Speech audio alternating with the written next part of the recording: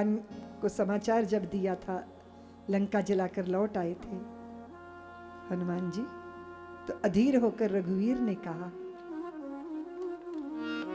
कि कैसे उस पार गए, कैसे इस पार आए।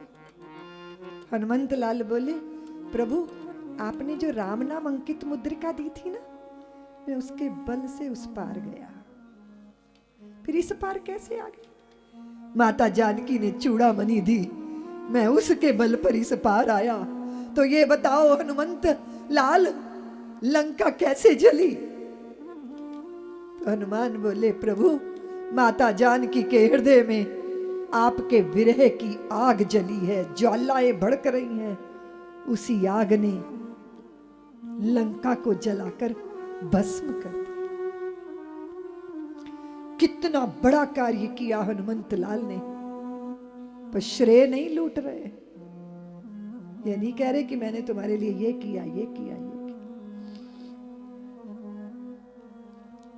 कई बार तो सेवा नहीं इतनी होती जितनी सुना देते हैं। लगता है भगवान ऐसे सेवकों से कब मुक्ति मिलेगी। अपने मुंह अपने गुण गाना अपराध होता है। अपराध पुण्यों का क्षरण हो जाता है। आपकी कीर्ति, आपका यश, आपके किए गए कर्मों के गीत कोई दूसरा गाए, आप कैसे गा सकते हो। श्री रामचरितमानस का अनुशीलन करने वाले, अनुगमन करने वाले, स्वाध्याय करने वाले, अखंड पाठ करने वाले रामचरितमानस के मर्म को समझिएगा। बहुत सारे लोग मुझे कहते हैं, दीदी माँ हमारे माँ बाप हमारे ही साथ रहते हैं। अरे मैंने कहा अच्छा तू अभागा है, तू अपने माँ पिता के साथ रहता है कि तेरे माँ पिता तेरे साथ रहते हैं। भाषा का संस्कार बिगड़ गया, अहंकार इतना बड़ा हो गया। माता पिता की शरण में रहती है संतानें, लेकिन जब संस्कार विदा होता है तो भाषा विकृत हो जाती है, क्योंकि भाव ही बुरे हैं तो बोलेंगे तो वही ना। सेवक कभी गीत नहीं गाता अपने, सेवक वो होता है जो छाया बनकर स्वामी के पीछे चलता है। राम अंकित मुद्रिका के बल पर उस पार गया, चूड़ामणि के बल पर इस पार आया। जानकी के हृदय में आपके विरह की आग लगी है, उसी से लंका जलकर भस्म हुई। मेरा कोई प्रताप नहीं, मेरा कोई पुरुषार्थ नहीं, मेरे कोई प्रयत्न नहीं नाथ।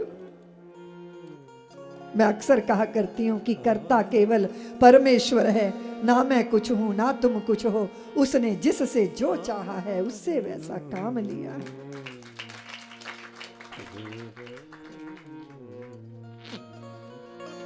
और जो किए गए कार्यों की डायरी लेके बैठते हैं ना, ऐसे लोग बड़ी जल्दी उत्साह भंग हो जाता है उनका। करते करते काम खत्म। अब प्रशस्ति तो कोई गा ही नहीं रहा, तारीफ कोई कर ही नहीं रहा। और मेरे से तो सभी नाराज रहते हैं, मुझे तारीफ ही नहीं करनी आती। मुझे लगता है तारीफ ऐसी ना हो कि तमीज गायब हो जाए। और मुझे ये भी लगता है कि जो अंतःकरण से कार्य में लग जाता है ना, उसे कार्य इतनी संतोष और खुशी दे देता है कि उसे किसी की प्रशस्ति की जरूरत नहीं रह जाती, किसी की प्रशंसा की जरूरत नहीं है। कई बार तो माताएं ऐसे चिपक के बच्चों को, जैसे बच्चे उनको बड़ा लाड प्यार कर, अरे ये दिखावा करने की क्या जरूरत है भैया। और वो छीना झपटी सी दिखने लग जाती है कि हो क्या रहा है। जो तुम्हारा अनुगत होगा, जिसका तुमने हृदय छुआ है ना, अब वो भी तुम्हारी बार बार परिक्रमा करे, ये जरूरी थोड़ी है। तुम उसके लिए पराक्रम करो, परिक्रमा करने की क्या जरूरत है। कई लोगों की रोटी परिक्रमा से चलती है कि चापलूसी करते रहो, बस अपनी जमाते रहो। और कदाचित अपने आप को, अपने कार्य को नहीं मैं कहती, अपने चित्त को खंगालने के लिए जरूर कहती हूँ कि हम कहाँ अटके हैं, कहाँ खड़े हैं, ये देखना चाहिए, ये चिंतन करना चाहिए। जामवंत के वचन सुहाए, सुन हनुमंत हृदय अति भाए। अपनी सामर्थ्य उन्हें याद ही नहीं। सामर्थ्यवानों को अपनी सामर्थ्य याद नहीं रहती। कोई जामवान चाहिए, सामर्थ्य को याद दिलाने के लिए। और कौन ऐसा है जिसके पास सामर्थ्य ना हो?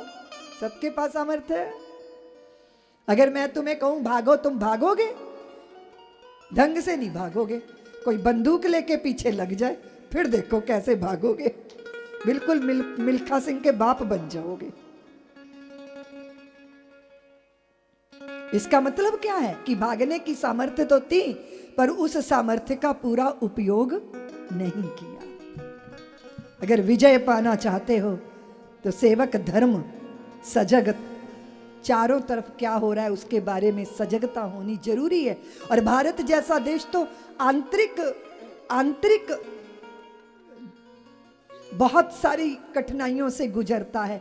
और पड़ोस में तो आपने देखा ही कि कैसे चीन आंखें तरेर रहा है, और कैसे पाकिस्तान की बाँछें खिली हैं, और कैसे मेरे देश के सैनिकों ने मुंह पे अच्छा तमाचा मार के औकात बता दी। साधनों से नहीं, साहस। और मेरे देश की फौज के पास वो साहस है, या तो तिरंगा फहरा के आते हैं या तिरंगे में लिपट कर आते हैं, पर देश के स्वाभिमान पर चोट नहीं आने देते। देखा आपने? कोरोना काल में तो कोरोना ही की बातें हो रही हैं, लेकिन कोरोना काल में तो बहुत कुछ हो गया, बहुत कुछ हुआ देश में। मेरे रामलला की भूमि पर भूमि पूजन हुआ, मंदिर निर्माण का प्रारंभ हुआ। देखा, सारा संसार चकित रह गया। 5 अगस्त का दिन हुआ ना। राम जी ने अपना काम कैसे करवाया ना।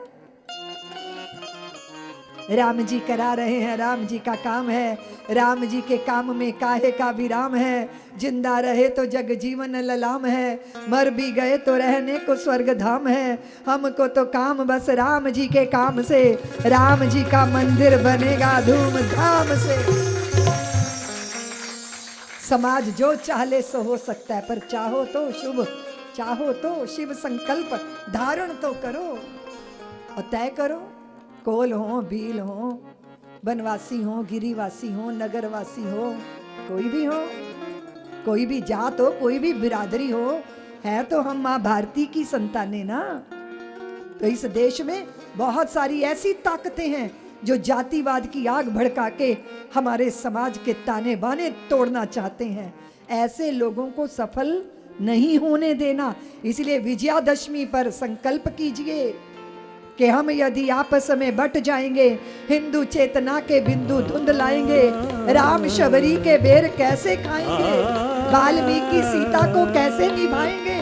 हरिजन स्वर्ण पिछड़ों के ये नाते, इन्हें तोड़ने की जो साजिश रचाते, उन्हें हम धूल में मिला के रहेंगे। हम राम मंदिर बना के रहेंगे। ऐसी शक्तियों को नष्ट प्राय करना है। चाणक्य ने डाला था ना मट्ठा, कांटों की जड़ों में मट्ठा डालना है। ऐसे कुत्सित कांटे, वैचारिक कांटे जो भारत की धरती पर बो रहे हैं, वो सोच रहे हैं कि हमारा समाज वो बोनसाई है जिसकी जड़ें काट देते हैं ना, नीचे से काटते रहते हैं जड़ें, और छोटे से गमले में बट वृक्ष को सजा के जो है बेडरूम में धर लेते हैं। हम कोई बोनसाई वाला बट वृक्ष नहीं है। धर्म का विराट वट वृक्ष पाताल तक पहुंचा हुआ है और आसमान छूने की सामर्थ्य रखता है। इसलिए आपके लिए करनी है क्या है? देश के नागरिकों को क्या करना है? सजग रहना है। रहना है कि नहीं रहना? बोलो ना। आसपास क्या हो रहा है पता होना चाहिए ना। शुतुरमुर्ग की तरह रेत में सिर दे के बात बन जाएगी? बोलो ना। दुष्ट कभी कुछ नहीं कर सकता अगर सज्जन संगठित है। देखा आपने? धरती पे गिर गया रावण औंधे मुंह।